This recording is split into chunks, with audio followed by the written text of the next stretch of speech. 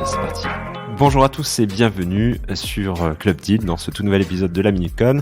Et maintenant, comme vous le savez, la Minute Con, c'est l'occasion pour nous d'aborder ensemble des sujets qui vous intéressent, qui vous passionnent en matière d'immobilier, d'investissement, de finances personnelles.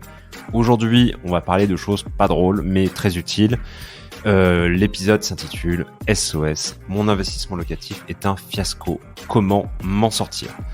Alors, c'est pas drôle, certes, mais au moins, j'espère que ça pourra vous aider, en tout cas, à ne pas faire des bêtises, ou en tout cas, à savoir les surmonter. On parle souvent d'aversion au risque. Maintenant, vous avez l'habitude, vous savez ce que c'est, l'aversion au risque. C'est évidemment, plus on va sur un investissement rentable, en tout cas sur le papier, plus naturellement, on est capable de prendre le risque associé. C'est le risque potentiellement de perdre tout ou partie de son investissement. Vous avez l'habitude. Maintenant, c'est une notion qui est claire. Et évidemment, dans cette aversion au risque, il peut vous arriver plein de choses. Alors, j'ai essayé un peu de décrypter tout ce qui aurait pu nous arriver durant ces 10 années d'Immocities et aussi des retours d'investisseurs de leur fiasco perso. Donc voilà, ça va être un espèce de mix. Et évidemment, là, vous allez comprendre que dans l'investissement locatif, il faut pas se lancer si on ne sait pas où on met les pieds. Alors, je vais commencer par tout ce qui est problèmes qui sont identifiables avant même de s'engager. Le premier problème, c'est soi-même. Est-ce que je suis réellement solvable ? Est-ce que je ne déguise pas finalement mon dossier de financement ? Est-ce que je suis engagé ? Est-ce que j'ai réellement envie d'investir ? Est-ce que j'ai le temps pour le faire ou est-ce que j'ai toutes les connaissances pour le faire ? Déjà, c'est les premières questions qu'il faut se poser. Et si vous répondez non à une de ces questions, c'est peut-être qu'il est un peu trop tôt pour y aller. Après, dans l'immobilier, vous le savez, la règle des 3 E, emplacement, emplacement, emplacement. Donc déjà, si vous achetez dans une mauvaise zone, si votre business plan locatif est trop ambitieux, si vous achetez à un prix trop cher, si vous achetez dans une copro qui est mal gérée et où vous avez une mauvaise appréciation des travaux d'entretien à venir, à ce moment-là, il faut se résigner et passer au suivant. C'est pas le bon bien, c'est pas grave, il y en aura d'autres sur le marché. Peut-être même le lendemain, vous serez en visite pour autre chose, donc ne vous attachez pas tant que vous n'avez pas trouvé quelque chose qui vous corresponde. Évidemment, on va parler des accidents de la vie. Donc ça peut arriver, les accidents de la vie, c'est pas forcément la mort. Ça peut être des handicaps, ça peut être simplement le fait de perdre son travail, d'être licencié, d'être muté, enfin j'en sais rien, tout ce qui peut conduire potentiellement à une baisse de revenus qui pourrait vous empêcher notamment de rembourser votre crédit. Évidemment, ce qui peut vous arriver, alors là je vais parler au moment où vous vous engagez sur le bien, c'est au moment où vous passez au compromis et à l'acte authentique. Donc tout ça, c'est rattrapable, donc profitez-en. Évidemment, l'état du logement qui a changé significativement entre l'instant T où vous l'avez visité et l'instant où vous allez signer l'acte authentique. Donc, toujours visiter le bien avant de signer. Quelques heures avant, prétexter ce que vous voulez, relever les compteurs d'eau, de gaz, d'électricité, bref, ce que vous voulez, mais il faut impérativement revisiter le bien avant de l'acheter. Il se peut qu'il ait changé radicalement, ça nous est déjà arrivé, un dégât des eaux, un projet X, ça arrive aussi. On a déjà vu des appartements avec alors je sais plus comment ça s'appelle, mais des pendaisons de crémaillère inversées, et c'était un carnage. Ou alors certains éléments qui sont manquants. Un propriétaire qui part avec son système de chauffage, donc il avait investi dans des chauffages un peu bien à inertie, il s'est barré avec. Il a enlevé certaines portes, allez savoir pourquoi. Des éléments de cuisine, donc on pensait, en tout cas on était sûr, on a retrouvé des écrits, d'acheter un appartement avec une cuisine qui était super, en super bon état et qui était en plus sur mesure. La personne, pour une raison que je ne connais pas, a voulu partir avec la cuisine, donc il n'y avait plus rien. Il avait notamment pris les ampoules et certaines prises d'ailleurs qui étaient là lors de la visite et qui n'étaient plus là au moment de l'achat. Donc là, deux solutions, vous renégociez ou vous fuyez.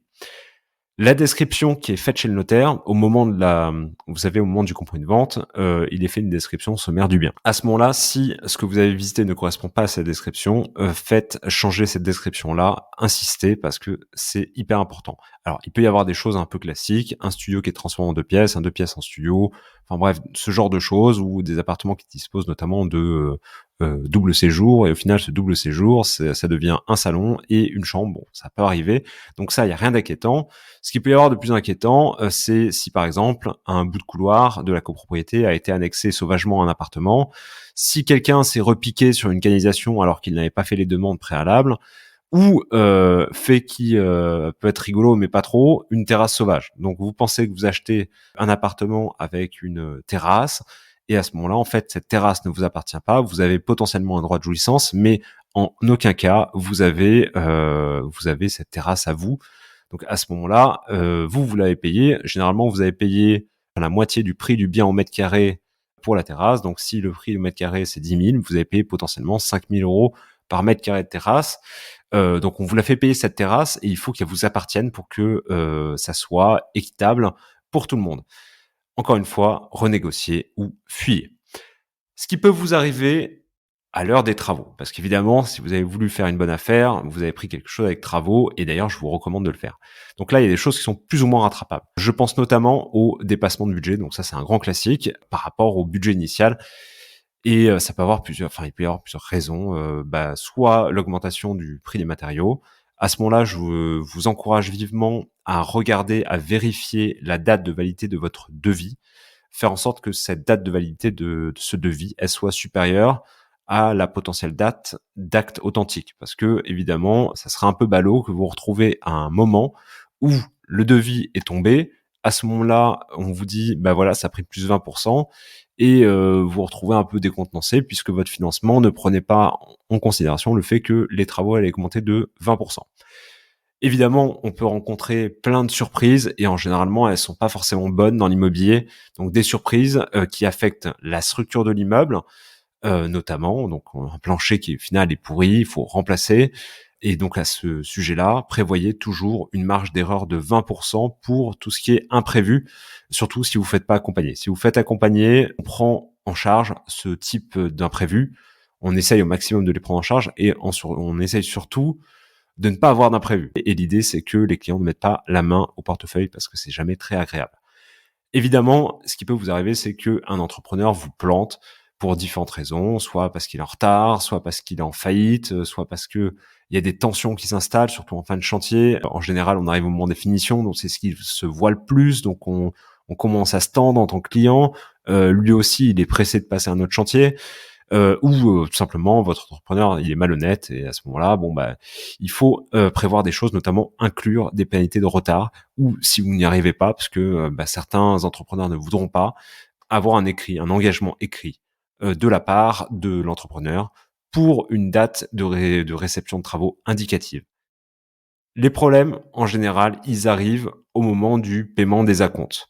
Vous commencez les travaux, vous avez payé le premier acompte, on vous demande directement très rapidement un deuxième acompte. Faites attention au moment de payer cet acompte-là, parce que évidemment, si un problème doit arriver, en tout cas un désengagement de la part de l'entrepreneur, il arrivera suivi en général d'un paiement d'acompte. Donc c'est-à-dire que l'entrepreneur partira avec de l'argent et vous laissera en plan. Donc là, il y a des choses, je vais en parler tout à l'heure, on peut faire en sorte que ça n'arrive pas. Et avant de vous parler de ça, je vais vous parler de ce qui nous est déjà arrivé sur l'île. On a eu des squatteurs, donc des squatteurs qui sont venus en fin de chantier. On a eu ce problème-là, donc on pensait faire la réception un jour X, et au final, l'investisseur n'était pas disponible à ce moment-là. Du coup, on a retardé cette réception-là. Et au moment de faire la réception, des personnes s'étaient introduites dans les lieux, et ils étaient introduits là depuis plus de 3 jours.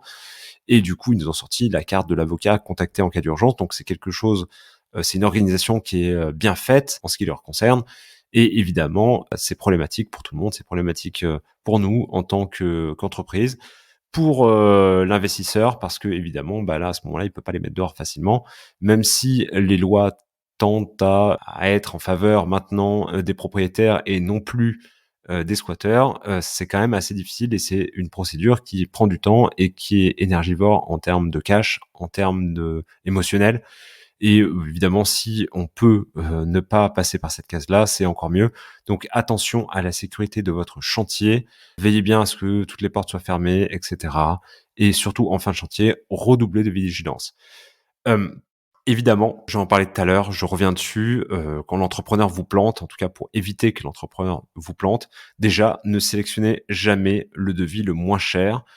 Assurez-vous de récolter de vrais avis clients, allez à leur rencontre, demandez à visiter des chantiers, mais pas des chantiers qui viennent de débuter, des chantiers qui sont en train de se terminer. Discutez avec leurs clients et faites-vous une vraie idée du travail effectué. Bien entendu, les performances passées ne préjugent pas des performances futures, mais en tout cas, si ça se passe bien avec les autres clients, il y a de fortes chances que ça se passe bien avec vous.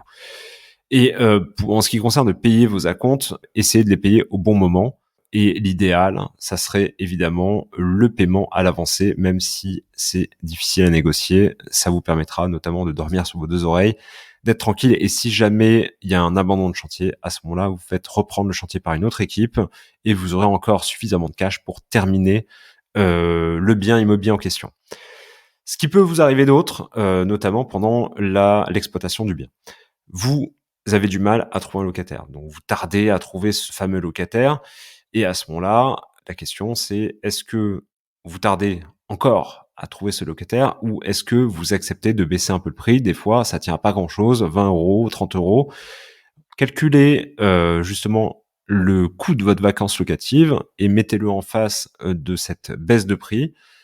Et voyez si effectivement ça ne vaut pas le coup de proposer un loyer moins cher. Et en général, si vous proposez un loyer moins cher, vous gardez des locataires plus longtemps. Donc à la rigueur, ça peut être une bonne solution, même si effectivement c'est loin, voire très loin de votre business plan. C'est peut-être qu'il a été trop ambitieux à la base. Évidemment, ce qui peut vous arriver quand vous exploitez un logement, risque d'impayé. Alors garantissez tout ça, garant physique. Vous avez d'autres solutions qui existent aujourd'hui. Vous avez des solutions comme Uncle ou la GLI, etc. Donc mettez ça en place, c'est important. La problématique des dégâts des eaux, malheureusement, ça arrive et il faut savoir gérer ça à temps. Et potentiellement, ça peut vous engager des problèmes, notamment la vacance locative, puisque votre locataire partira. Lui, il n'a pas envie de subir le dégât des eaux. Vous aurez des travaux à prévoir, même si l'assurance rembourse. Veillez à ce qu'elle vous rembourse également votre vacance locative. Et ce qui peut vous arriver évidemment entre deux locataires, une usure prématurée. Donc veillez bien à toujours donner, et ça c'est un conseil que je vous donne, à donner à la location un bien qui est impeccable. Si vous êtes sur un bien ultra premium, n'hésitez pas à déléguer votre état des lieux à une société tierce ou encore mieux, un huissier de justice. Évidemment, ce n'est valable que si vous faites l'état des lieux d'entrée et de sortie par la même personne, en tout cas le même prestataire, pour avoir un équilibre et que l'état des lieux d'entrée ne soit pas remis en question par un juge. Voilà, bon, on a balayé large sur des problèmes qui potentiellement pourraient vous arriver. Évidemment, à 99% du temps, ça se passe plutôt bien, mais ça peut vous arriver. Voilà, en tout cas, c'était les conseils que j'aurais pu vous donner pour éviter les dramas immobiliers. Ça peut arriver, rassurez-vous, ça arrive pas tout le temps. 90% du temps, ça se passe très très bien. Si jamais vous sentez pas, vous avez envie d'investir, mais vous sentez pas de gérer les travaux, à ce moment-là, déléguez au maximum. Pour vous, c'est une sécurité mentale et surtout quand vous prenez des entreprises, à ce moment-là, elles ont des garanties à vous donner. Je pense notamment, nous, ImmoCities, évidemment, on accompagne toujours autant d'investisseurs dans leur projet d'investissement locatif et heureusement pour eux, ça se passe super bien. Voilà, écoutez, j'espère que cet épisode vous a plu. Si c'est le cas, n'hésitez pas à laisser un petit commentaire sur Apple Podcast, une petite note 5 étoiles. Et il ne me reste plus qu'à vous souhaiter une excellente fin de journée. Je vous dis à très bientôt pour un tout nouvel épisode de Club Deal. D'ici là, portez-vous bien. Ciao.